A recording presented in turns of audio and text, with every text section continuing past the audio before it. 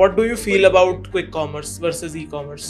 And that is like there are a couple of innovations that I feel very proud of that have come out of India. UPI was one, right? UPI Zomato is another. Zomato.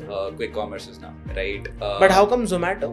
US में round DoorDash देखा है मैंने, आसपास भी नहीं था. कोई भी कंट्री में घूमा हूँ यूरोप में, जोमेटो के आसपास कोई प्रोडक्ट नहीं था. फूड डिलीवरी में जितना ज्यादा आगे हम हैं उतना कोई भी नहीं. पर ऐसा क्या डिफरेंट है? जस्ट द इंफ्रास्ट्रक्चर जो हमारी डेवलपिंग नेशन, नॉट हमारी ताकत, हमारी पॉपुलेशन है जो, that was the reason why we were so successful in food delivery business, because you could actually deploy 500,000-600,000 delivery riders to enable that, versus in western countries or developed countries वो possible नहीं है, उतनी workforce नहीं है उनके पास. Workforce है भी तो comes at a really big price के margins नहीं बना सकते. करेक्ट. तो वो है भी नहीं ना, मतलब उतने लोग भी नहीं है कि मतलब आप कैसे एक दिल्ली, अब आप जैसे लंदन में हो या अगर आप यूएस में हो, कैलिफोर्निया, सैन फ्रांसिस्को और न्यूयॉर्क ले लो, जो हाईली कॉन्सेंट्रेटेड एरियाज हैं, वहां पे भी आपको इतने लोग नहीं मिलेंगे जो वहां रह ही नहीं सकते. करेक्ट. जो डिलीवरी राइडर वाली स्पेस में भी काम कर सकते हैं. सो वो हमारे लिए फायदा है, राइट? यूपीआई भी हमारे लिए फायदा है, uses of people, number of UPI तो नो डाउट, मतलब. So Zomato was one, then quick commerce is now.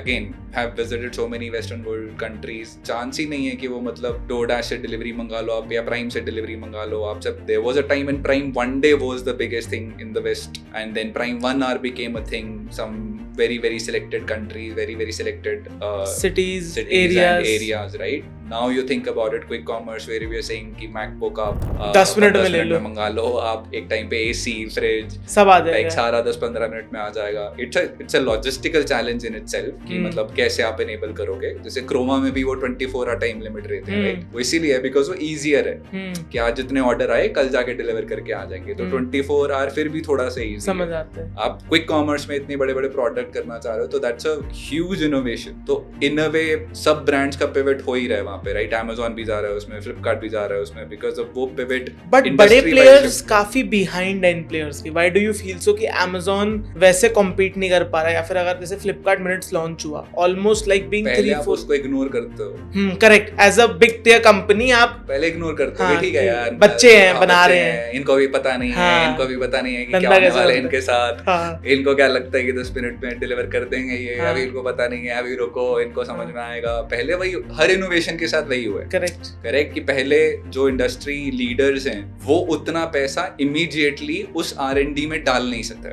If your N Amazon और यूर फ्लिपकार्ट, आप उतना पैसा इमीडिएटली वो 10 मिनट डिलीवरी की R&D में डाल नहीं पाओगे. अब बिना R&D के आपको लॉन्च नहीं करोगे, नहीं पाओगे. वर्सेस अ स्टार्टअप जो अपने एक इन्वेस्टर को जाके कॉन्सेप्ट बेचेगा, वो उनसे $100 मिलियन ले आएगा. जब और फ्लिपकार्ट के लिए वो $100 मिलियन बड़ा नहीं है, Amazon के लिए $100 मिलियन बड़ा नहीं है, बट वो $100 मिलियन किस एक्सपेरिमेंट में डालेंगे वो क्वेश्चन. उसका मतलब उसकी विजन क्या, उनके भी तो इन्वेस्टर्स है, वो भी पब्लिकली लिस्टेड है. Correct. How will this shareholder value important है. सो इट्स नॉट नेसेसरीली कि वो कोई गलत है, जस्ट दैट कि वो मुश्किल है बहुत ज्यादा. फंडामेंटल वैसे ही चलता है मार्केट का, वो फंडामेंटली डिफरेंट है. तो सो इस वजह से क्विक कॉमर्स वाली companies, Zepto, Blinkit, they became really big, and now suddenly you have Amazon also thinking about it, or Flipkart also thinking about it. Now great companies typically still, even if they enter late, they're able to capture the market. तो ऐसा नहीं है कि वो कर नहीं सकता.